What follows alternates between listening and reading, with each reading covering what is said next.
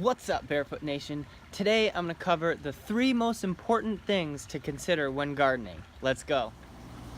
Alright guys, so the most important thing you can do, well, they're all important, but one of the most important things you can do is put the right plant in the right place. This is a porcupine grass. The scientific name is Miscanthus sinensis strictus. Say that 5 times fast. And the problem here, you can see that it looks good, it's healthy. However, the center is very open and it's floppy. The reason for that is Miscanthus wants full sun. And it had that before the elderberries grew 10 feet. So, will it survive? Yes. But it's not going to look as good as a Miscanthus in full sun. So another example of putting the right plant in the right place would be these agapanthus here. Now these are the seed heads. The flowers have long since faded, but you can see that there are plenty of seed heads on the plants, and of course this has 2 that are leaning. I'm leaving these on so that they actually might drop seed into the soil and produce more. So you can see this has not been deadheaded. There was only 1 flower on this agapanthus, and that is because the sun just doesn't hit this one as much as it does those 2. So if a plant says full sun, it needs mostly sun. They usually can take a little bit of shade, but full sun is always best. The opposite is also true. If these hostas here were in any more sun than what they get at this point in the year, in September, they would not be looking this good. You would see that the edges would be burnt, you would see that the green wouldn't be quite as deep, and it would just look generally less healthy. Alright guys, so the next most important thing as far as gardening is concerned is soil. Now, having the right plant in the right place is just one component of being a successful gardener.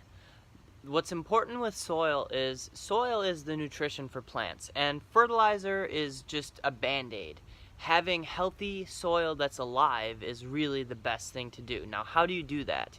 Well, right behind me you'll see my composter. So basically, any kind of organic waste, usually plant-based, eggshells, and anything that can break down or add nutrition to the soil goes in there. I turn this every once in a while, and that breaks down into a rich soil. Now, I'll show you what it looks like now, but it's not quite finished yet. So this is what the inside of my composter looks like. You can see that I've got some eggshells, I've got the arrowhead aquatic plant which dies back early, I've got palm fronds, banana leaves, all kinds of stuff. Now, compost, this is a small composter, so this is about probably, 3 feet long, and it's kind of like a 3-foot cylinder, basically. It's a small unit. I just have it, along the corner of the house, and it's super easy. The best part about these compost tumblers, they're more expensive, but if you guys have like potential pest problems, this is elevated off the ground and shut. So the pests can't get in there. However, if you guys want to make your own compost on a budget, just take 3 pallets and put them in a U shape like that, and then you put all the stuff in there, and then you would just turn it with like a pitchfork, and that would do that. Now,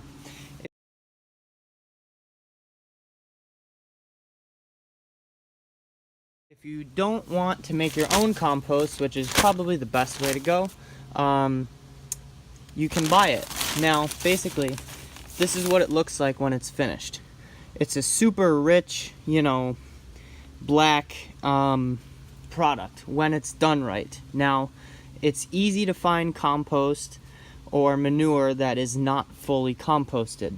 If this smells like poop or any kind of like foul smelling substance, or maybe a little bit acidic, it's not quite done yet, and it needs to be it needs to sit around a little bit longer. So this smells just basically like dirt, basically. So if you'll notice underneath the composter, I have these 2 trays here.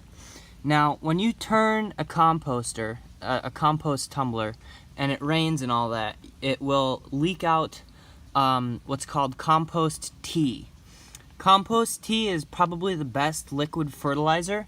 So this stuff is just basically, as it decomposes, it's naturally produced, and using compost tea or buying compost tea is a great way to, again, temporarily increase the fertility of your soil.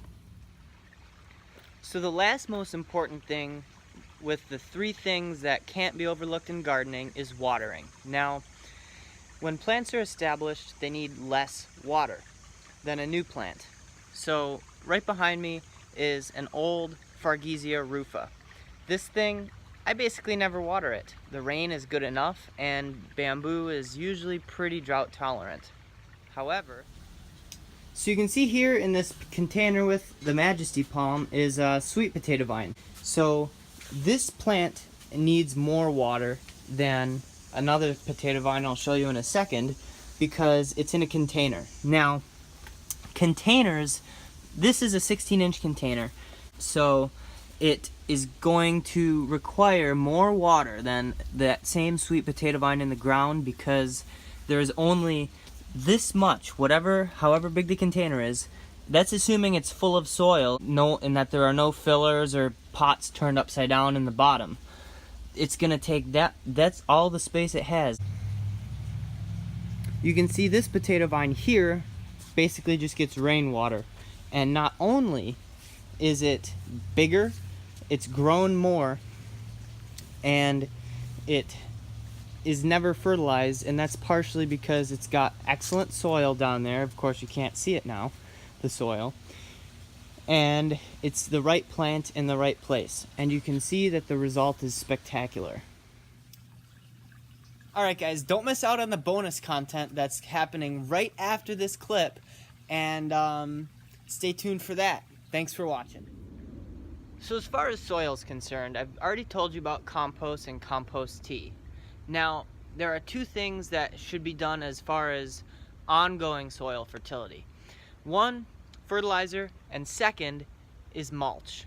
Mulching is important because the soil, you don't just add compost once and then you're done. Soil is just like any animal. It's alive. It needs to be fed. So just putting compost in once is a good start, but it needs to be top dressed with something organic that breaks down relatively quickly. Now, I use hardwood mulch, so that's just regular old brown mulch.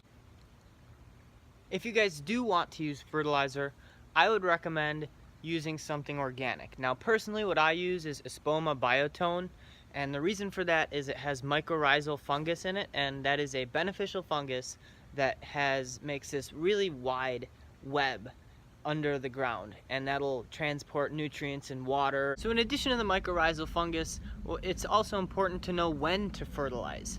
Now, it depends what you're growing. Bamboo, maybe in spring, if at all.